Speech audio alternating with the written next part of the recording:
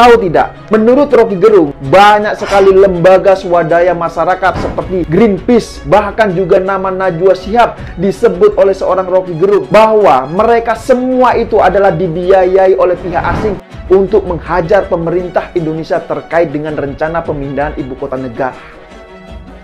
Siapa yang kritik ibu kota itu? Seluruh LSM, Najwa Shihab, Greenpeace segala macam. Lalu orang tanya, kok punya uang mereka ya bikin konsep yang bagus-bagus? Itu kan artinya itu bukan uang mereka, itu uang global.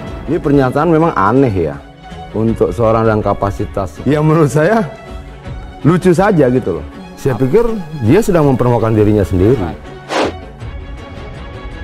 Nah, saya nggak tahu Rocky Gerung itu memang keceplosan atau cuma kepleset lidah. Karena kalau saya amati, ngomongnya itu jujur banget. Dan itu jelas-jelas secara eksplisit disampaikan oleh Rocky Gerung saat acara diskusi soal pemindahan ibu kota negara baru. Kan nggak mungkin pemerintah Inggris menegur Presiden Jokowi, itu melanggar etika diplomat. Maka Eropa pakai LSM untuk biayai, untuk menghajar itu. Begitu kan diplomasi yang kita mengerti itu. Jadi dunia itu merasa Indonesia ini kok nggak paham tentang peradaban gitu. Pernyataan itu betul-betul merendahkan dirinya sendiri. Dalam videonya, Rocky Gerung ini malah ngatain ibu kota negara dengan sebutan ibu kota dungu coba. Begitu tanam beton, tertutuplah sirkulasi udara, makanya mesti pasang AC. Dia pasang AC, tambah panas di luar, yang tetangga bikin pasang itu efek entropi itu yang sebetulnya harus dimasukkan dalam juga judicial review untuk membatalkan ibu kota dungu itu. Baiknya jangan terlalu cepat menghakimi orang, jangan terlalu cepat menghakimi tentang apapun itu yang mungkin Bung tidak tahu. Menurut saya perbanyak piknik dulu. Nah, jadi gimana? Parah sekali kan perkataan dari Rocky Gerung itu. Dia mengatakan bahwasannya ibu kota dungu disertai dengan ketawa seperti itu coba. Nah, itu kan parah sekali. Pegiat media sosial Yusuf Muhammad menanggapi pernyataan tokoh oposisi Rocky Gerung yang sempat menyebut ada aliran dana asing untuk menolak proyek ibu kota negara baru. Yusuf mengatakan, ujaran Rocky Gerung itu tentunya sangat mengejutkan, lantaran dia menyebut ada aliran dana dari pihak asing yang mengalir ke lembaga swadaya masyarakat atau LSM hingga pembawa acara kondang Najwa Shihab. Dia menjelaskan, berdasarkan pernyataan dari Rocky Gerung, aliran dana itu digunakan agar sejumlah pihak bisa menggagalkan proyek pemindahan ibu kota negara baru. Tak hanya itu, tujuan lainnya juga untuk menghajar pemerintahan Jokowi melalui berbagai isu yang digoreng. Belakangan ini ada pernyataan mengejutkan dari Rocky Gerung terkait dengan ibu kota baru. Menurut Rocky Gerung, banyak sekali lembaga swadaya masyarakat atau LSM seperti Greenpeace, bahkan juga nama Najwa Shihab disebut oleh Rocky Gerung, bahwa mereka semua itu dibiayai oleh pihak asing untuk menghajar pemerintahan Indonesia terkait rencana pemindahan ibu kota baru. Yusuf menilai pernyataan dari Rocky Gerung itu tentu sangat mengejutkan, namun dia tidak mengetahui apakah narasinya itu merupakan keceplosan yang malahan membongkar aibnya sendiri atau tidak. Iya kan, parah sekali dan mengejutkan sekali menurut saya. Nah, saya tidak tahu apakah Rocky Gerung ini keceplosan atau kepleset lidah, tutur Yusuf. Karena kalau yang saya amati, omongannya itu jujur banget. Dan itu jelas-jelas secara eksplisit disampaikan Rocky Gerung saat acara diskusi soal pemindahan IKN baru, imbuhnya. Adapun pernyataan Rocky Gerung dalam video itu, dia menyebut soal LSM, Najwa Shihab, IKN baru hingga aliran dana. Sama seperti kita lihat, siapa yang kritik IKN baru itu? Seluruh LSM, Greenpeace, Najwa Shihab, segala macam. Lalu orang tanya, kok punya uang ya bikin konsep yang bagus-bagus? Itu kan artinya bukan uang mereka, itu uang global. Kan nggak mungkin pemerintah Inggris menegur pemerintah Jokowi. Itu melanggar etika diplomatik. Maka Eropa pakai LSM untuk biaya, menghajar itu. Begitu kan diplomasi yang kita mengerti itu, kata Rocky. Saya perhatikan dari beberapa orang yang menolak pemindahan ibu kota negara ya, kebanyakan mereka ini kalau bukan mantan pecatan pejabat, ya mereka ini adalah pengangguran yang cari muka agar dirinya selalu dibicarakan oleh publik. Ibu kota baru, padahal sebetulnya di dasar fondasi ibu kota baru itu berkelimpangan orang miskin. Ini yang nggak dimengerti oleh saudara Presiden Jokowi yang hahaha doang.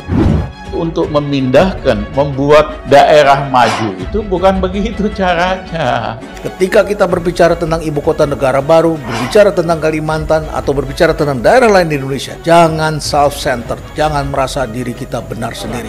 Dia ini adalah Rocky Gerung. Ya coba perhatikan sajalah, kebijakan apapun yang diambil oleh pemerintahan Jokowi pasti akan selalu ditentang keras oleh Rocky Gerung. Presiden sekarang bikin salah kebijakan, yaitu IKN, karena itu udah diproyeksi oleh para ekonom bahwa itu akan gagal. Dalam prakteknya, ibu kota baru gagal untuk berfungsi. Kita bangun ibu kota baru oleh swasta, nanti pemerintah nyewa. Ini kan lucu banget, orang udah punya rumah bagus, lokasinya bagus, bangun, buat, kemudian nyewa di tempat baru. Kenapa selalu ditentang? Ya agar dia ini punya cantolan dari nama besar seorang Jokowi untuk selalu dibicarakan.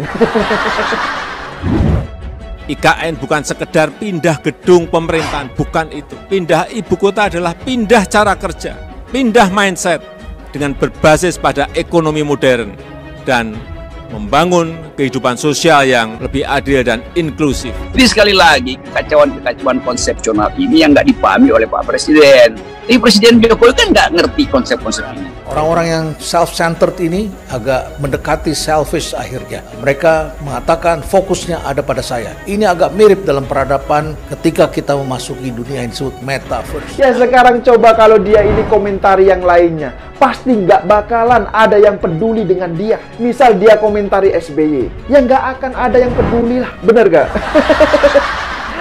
Nah, begitu konsepnya berantakan, maka seluruh sistem internasional bereaksi bahwa Indonesia berbahaya, dalam keadaan berbahaya dari Presiden Jokowi itu. Ya itu diketawain semua orang karena bangsa Indonesia ketahuan rapuh. Kami yakin selama pemerintah konsisten dan cermat dalam melaksanakan rencana ini, maka semua akan selesai dengan baik. IKN akan kita jadikan sebagai sebuah showcase transformasi, baik di bidang lingkungan, cara kerja, basis ekonomi, teknologi, dan lain-lainnya. Jadi tidak mengherankan Presiden Jokowi dalam berbagai kesempatan justru menantang negara-negara barat. Kami siap untuk masuk ke dalam green and blue energy. Dan salah satunya ada di Kalimantan Utara, yaitu di Sungai Kaya. Seperti yang telah disampaikan oleh Profesor Robi Muhammad, sebagai bangsa yang besar dan mandiri dalam budaya, maka perlu adanya revolusi budaya untuk mendobrak feodalisme. Nah, caranya gimana? Ya, salah satunya dengan cara memindahkan ibu kota dan membangun negara ibu kota baru. Perlu dicatat juga bahwa soal pemindahan ibu kota negara ini adalah keputusan yang sangat besar. Dan untuk mengambil keputusan yang besar itu tentu sekali banyak resikonya. Maka diperlukan nyali yang besar, bukan omongannya yang besar. Dan itulah yang dilakukan oleh Presiden Jokowi saat ini. Nah, yang perlu dicatat lagi adalah bahwa pemindahan ibu kota negara itu bukan berarti memindahkan penduduk Jakarta. Kalau yang di Jakarta, ya silakan tetap di Jakarta. Kalau mau pindah atau enggak, ya itu terserah. Orang-orang self-center biasanya melihat dunia ini dari apa yang dia lihat. Dia mengkaji segala sesuatu dengan melihat dirinya sebagai pusat. Sementara Presiden Jokowi mau bikin monumen ibu kota baru, padahal sebetulnya di dasar fondasi ibu kota baru itu berkelimpangan orang miskin. Itu yang disebut the piramida korban manusia, pyramid of sacrifice. Perlihatkan bagaimana ambisi itu menghasilkan kemelaratan pada publik. Mengapa Kalimantan? Karena di Kalimantan justru terdapat energy of the future. Ya, kita semua bicaranya sekarang mobil listrik, kita bicaranya sepeda listrik, motor listrik, semuanya kendaraan listrik, dan kita ingin mendapatkan energi terbarukan. Pedestrian, orang berjalan kaki, banyak orang bersepeda, mobil harus elektrik, dan pada lompatan berikut otonomus, penggunaan energi yang baru terbarukan.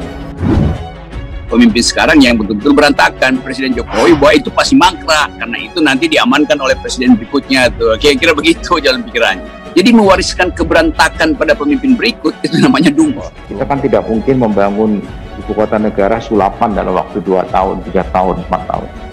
Di dalam master plan Bappenas juga yang sudah selesai itu diperkirakan 15 sampai 20 tahun. Produk-produk galian tambang di Kalimantan Anda bisa sebutkan dari mulai batu gamping, biji besi, migas, batu bara, emas, nikel, sampai intan Anda bisa dapatkan. Ketika kita berbicara tentang ibu kota negara baru, berbicara tentang Kalimantan, atau berbicara tentang daerah lain di Indonesia, jangan self-centered, jangan merasa diri kita benar sendiri.